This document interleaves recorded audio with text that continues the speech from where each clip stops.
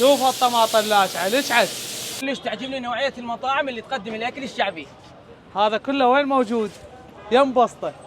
جبناها وجت ويانا جبناها وجت. هاي الصينيه.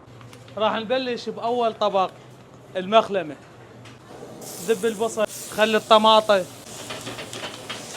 هاي سر المخلمه.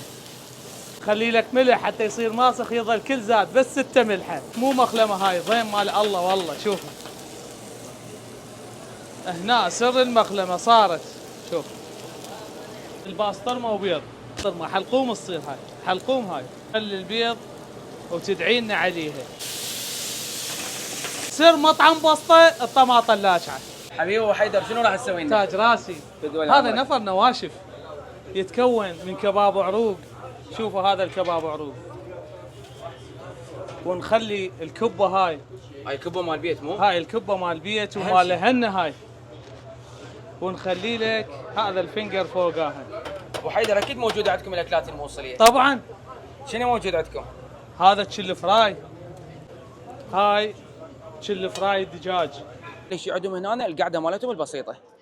صراحه صينيا فوله وحايره بشنو ابدي، بس انا من عشاق الكباب اكيد ابدي وياها.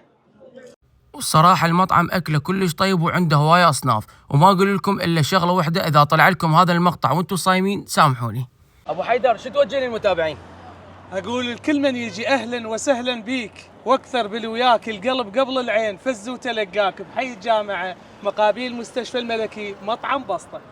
اكيد نورونا وتعالوا للمطعم واكلهم كلش طيب. اهلا وسهلا. واللي يجي من طرفه واصل على حسابي. فدوى قلبك. هاي خادمك.